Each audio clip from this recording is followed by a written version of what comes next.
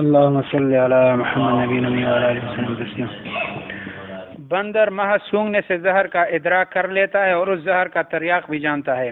حضرت مولانا قاری محمد طیب صاحب محتمم دارالعلوم دیوبند اپنا آنکھوں دیکھا واقعہ بیان کرتے ہیں کہ مجھے ایک ہندو ریاست اندر گڑھ میں بارہا دفعہ جانے کا اتفاق ہوا۔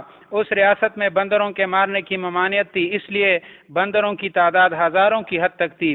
بندر کی جبلت میں شرارت اور چالاکی اور ایذا رسانی بھی چونکہ شامل ہے، اس لیے وہ ہمارا کافی نقصان کرتے تھے۔ ایک بار ہمیں غصہ آیا اور ہم نے سوچا کہ کوئی ایسی تدبیر کرنی چاہیے جس سے 50 بندر ایک دفعہ مر جائے، کچھ نہ کچھ نجات تو مل ہی جائے گی۔ اس لیے ہم نے 2 روپے کا سنکیا خریدا اور اسے آٹے میں ملا اور روٹیاں پکوا کر چھت پر پھیلا دی تاکہ بندر آتے جائے اور روٹیاں کھاتے جائے اور مرتے جائے اور ہم خوش ہوتے جائیں۔ ہم روٹیاں چھت پر ڈال کر خود ایک جنگلے میں بیٹھ گئے اور دیکھتے رہے کہ ابھی بندر ان روٹیوں کو آ کر کھائیں گے اور مر جائیں گے اور ہمارے لیے خوشی کا سامان ہوگا۔ چنانچہ پہلے 2-3 بندر آئے مگر ان روٹیوں سے دور کھڑے ہو کر دیکھنے لگے کہ یہ کیا نیا حادثہ پیش آئے کہ روٹیاں بکھری پڑی ہے، یقیناً اس میں کچھ راز ہے ورنہ روٹیاں یوں نہیں بکھیری جا سکتی۔ اس لیے انہوں نے روٹیوں کو غور سے دیکھا، پھر سونگا اور سوچا کہ یہ نیا حادثہ کیوں پیش آیا۔ پہلے تو ہم ایک روٹی بھی چھت پر پڑی ہوئی نہیں پاتے تھے، اب روٹیوں کا ڈھیر کیوں لگا ہوا ہے؟ بالآخر انہوں نے روٹیوں کو ہاتھ نہیں لگایا اور چلے گئے۔ بندروں کا یہ چالاک قافلہ بھی پھر اپنے ساتھ اور بندروں کو لایا اور 14-15 موٹے موٹے بندر ان کے ساتھ آئے اور روٹیوں کے ارد گرد گھیرا ڈال کر بیٹھ گئے، گویا کہ بندروں کی گول میز کانفرنس منعقد ہوئی۔ جیسا کہ نشتر اور میو اسپتال میں کسی مرض کے جراثیم دیکھنے کے لیے ڈاکٹروں کا پورا ایک بورڈ بیٹھتا ہے جو پورا نتیجہ دیتا ہے، اس طرح ان بندروں کا بھی طبی بورڈ بیٹھا اور مشورہ شروع ہوا کہ یہ روٹیاں اس مقدار میں یہاں کیوں پڑی ہوئی ہے۔ خدا جانے انہوں نے آپس میں کیا کیا اشارے کیے۔ ایک بندر آگے بڑھا، اس نے ایک روٹی توڑی اور اس کے ٹکڑوں کو سونگا اور روٹیاں چھوڑ کر سب بندر بھاگ گئے اور ہماری ساری تدبیر ناکام ہو گئی۔ مگر تھوڑی ہی دیر میں تقریباً 60-70 بندروں کا قافلہ آیا۔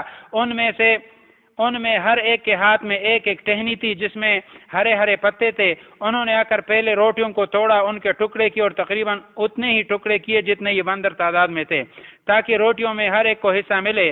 بندر بانٹ تو مشہور ہے، چنانچہ ہر ایک بندر روٹی کا ایک ایک ٹکڑا کھا کر اوپر سے وہ پتے چباتا گیا جو ہر ایک اپنے ساتھ ٹہنی لایا تھا۔ ساری روٹیاں چھٹ کھا کر جانے کے بعد بندر دندناتے ہوئے چلے گئے اور ہم دیکھتے رہ گئے۔ ان میں سے ایک بندر بھی نہ مرا۔ بے وقوف ہم بنے کہ 2 روپے کا آٹا بھی گیا اور سنکے کے دام بھی ضائع ہوئے اور ہوشیار یہ بندر نکلے کہ سب کچھ انہی کا ہو رہا۔ اندازہ یہ ہوا کہ یہ پتے جو وہ ساتھ لائے تھے وہ زہر کا تریاق تھا جو ان بندروں کو معلوم تھا۔ اب بھی اگر کوئی دعویٰ کرے کہ طبیب صرف ہم ہی ہے جو جڑی بوٹیوں کی خاصیت جانتے ہیں تو یہ دعویٰ غلط ہوگا، کیونکہ بندر بھی دعویٰ کر سکتے ہیں کہ ہم بھی طبیب ہیں اور ہم بھی زہر خوردے کا علاج کر سکتے ہیں۔ وہ شادوغان چې دی صرف بیولو سره د زهر چې دی هغه معلوم کی او د هغې تریاق هم پیژني۔ قاری محمد طیب صاحب رحمت الله علیه دارالعلوم دیوبند محتمم چې هغه واقعه بیانوي چې یو هندو ریاست ته اندرګړ وی هلته بارها موږ تللي او هلته د شادوغان چې دا ډېر زیات وو او په زرګاو د دې تعدادو وی د هغو په فطرت کې دا ده چې یعنې شرارت او بل ته تکلیف رسول دا شامل دي، نو هغو به زموږ ډېر نقصان کو. یو ځل موږ وی چېرې د دوی څه بندوبست په کار دی، نو موږ وی داسې کوو چې څه ترتیب داسې وکړو چې 50-60 دا چې دي دا مړې شي. نو موږ 2 روپو زهر چې هغه راړل او وړو کې هغه میلاو کړو، روټۍ پخې کړه، چت منې واچولې. موږ چې دوی به راځي خوري به عمري به موږ به خوشحالېږو. روټۍ چې موږ چت منې واچولې په خپل یو جنګله کې کېناستو، کتله چې اوس به دوی راځي خوري عمري به او موږ به خوشحالېږو. 2-3 شادوګان چې هغو راغله لرې د روټو نه ناستو، کتلې ورته چېرې نور کله خو یو روټۍ نه نن دا دومره پرتې دي سي چل دی، نو یو هم نږدې نه شله ورته خواته.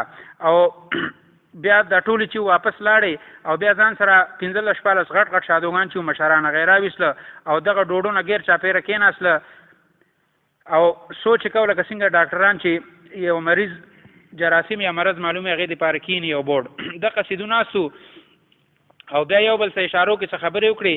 بیا یو شادو چې مخکې شو ډوډۍ چې هغې نیمه کړه بیا بومي کړه، هغه عقل ته پرېښله واپس لاړل. ټول چې هغه واپس لاړل او بیا چې راغله نو 50-60 په یو ځل راغله، لاس کې یو ډاله او پکې شنې پاڼې وې. نو لاول ټول ډوډۍ چې هغه ټوکړي کړي چې ټول ته حصہ ملاو شي بیا که ډوډۍ چې هغه خوري اپاسه به هغه پانی چې هغه خوري نو ټول ډوډۍ خوري یو شادو چې هغه مننه شمنګ د قصیاریان پاتې شلو زمنګ پیسې هم لاړې کم چې موږ ظاهر منه ډوډۍ منه او د قصې لاړو هغه چې وي موږ نه زیاتې هوښیاري وخته دا شادوغان دین اندازه شو چې کمی پانی غوزان سره راوړو هغه د زهر تریاقو چې هغه ته معلومو اوس که څوک داوو کې چې طبيب صرف زېما چې کم زیل یا بوټي چې دی هغه خاصیت ز پیژنم نو دا داوا به غلطه اللهم صل علی محمد. نمبر 5 اتباع سنت رسول اللہ صلی اللہ علیہ وسلم. حق تعالیٰ کی محبت اور اس کے قرب کے حصول کا انتہائی مؤثر ذریعہ حبیب پاک صلی اللہ علیہ وسلم کی ظاہری اور باطنی اتباع ہے جیسا کہ اللہ تعالیٰ نے ارشاد فرمایا ہے قل ان کنتم تحبون اللہ فاتبعونی یحببکم اللہ ویغفر لکم ذنوبکم. ترجمہ میرے حبیب ان سے کہہ دیجئے کہ اگر تم حق تعالیٰ کی محبت کے دعوے دار ہو تو میری اتباع اختیار کرو. اس کے نتیجے میں حق تعالیٰ تم سے محبت کرنے لگیں گے اور تمہارے گناہ معاف فرما دیں گے. اس آیت سے معلوم ہوا کہ جو بھی آپ صلی اللہ علیہ وسلم کی اتباع اختیار کرے گا وہ اللہ تعالیٰ کا محبوب بن جائے گا، بالفاظ دیگر محب محبوب بن جائے گا، عاشق معشوق بن جائے گا، مرید مراد بن جائے گا.